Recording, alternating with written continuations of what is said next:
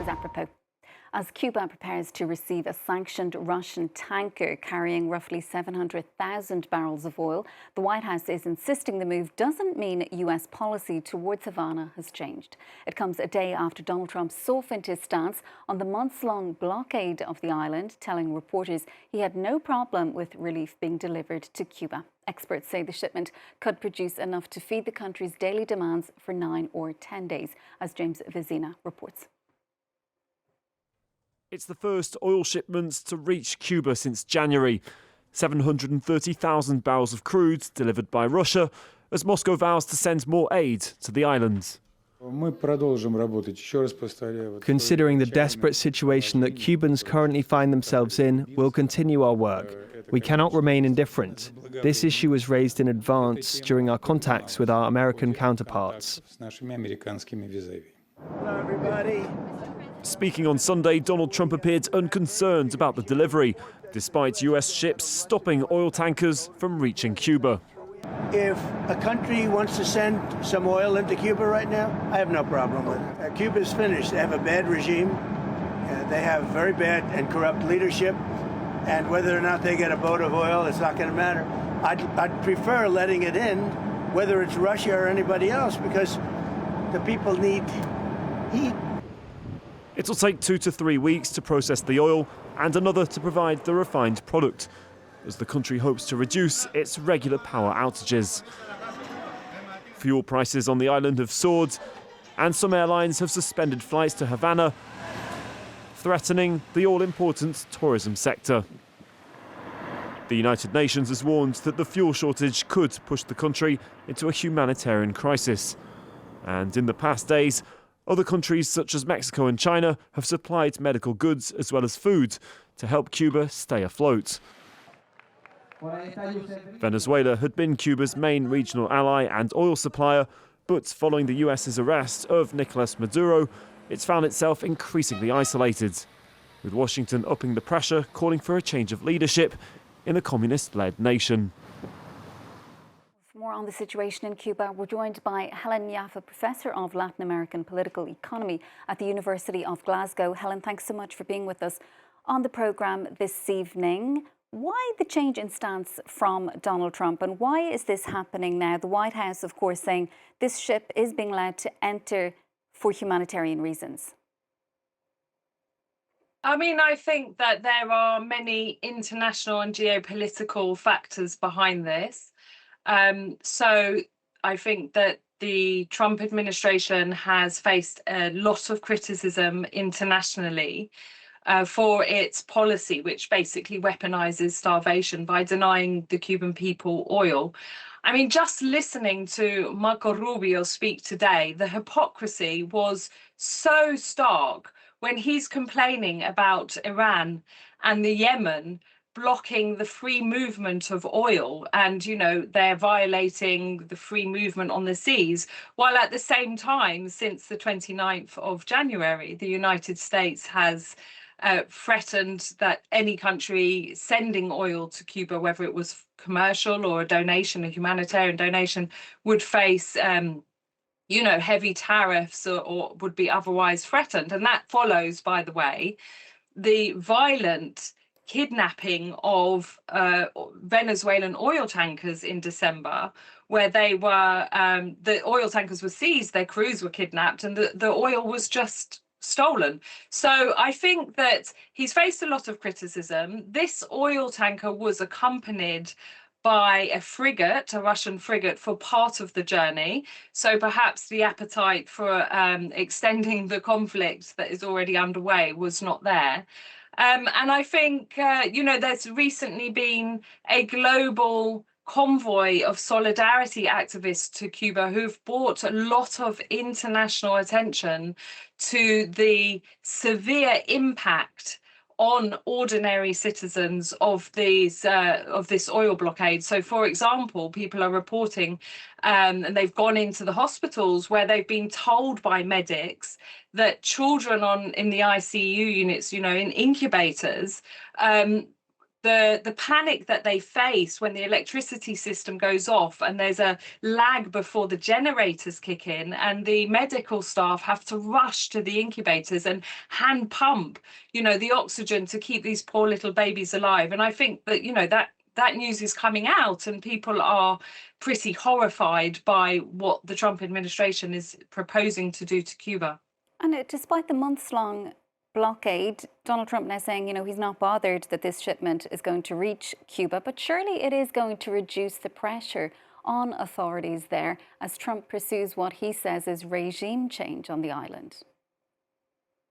So, I didn't catch the whole of the report before we are speaking now, but I believe that it was spelt out that this is going to take some weeks for this petrol to be able to be distributed. It needs to be refined and then distributed.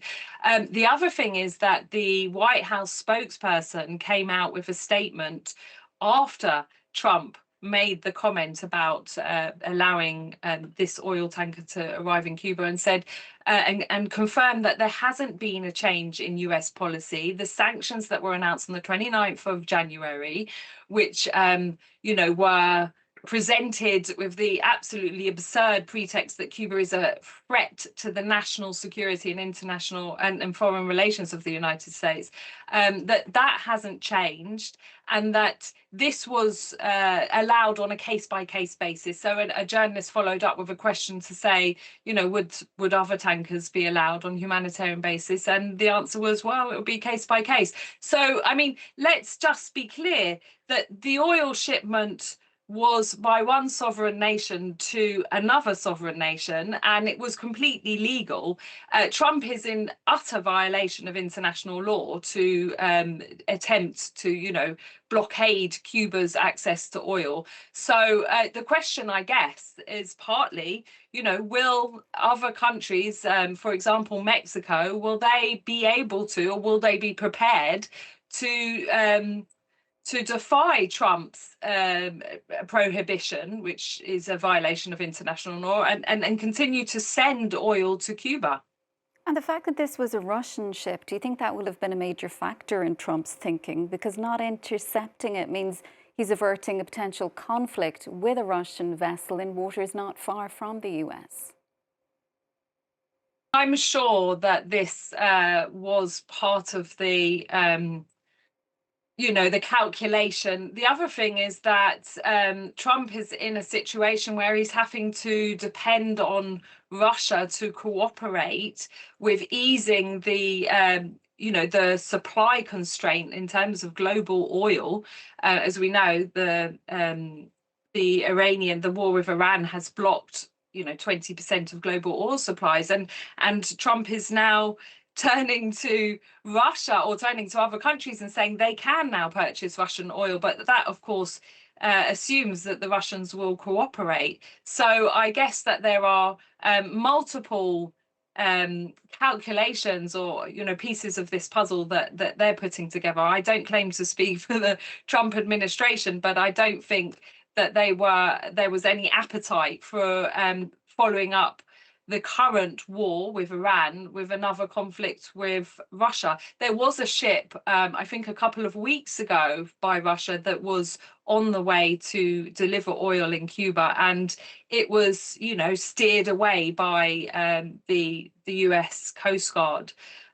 So this ship, as we've said, was being accompanied by a military force from Russia. So perhaps that was a contributing factor. And what do you think Trump's ultimate objectives are here? I know you say you don't want to speak on behalf of Washington, but as an expert on the region and on the country, do you think he's any closer to achieving the regime change he seems to be after here?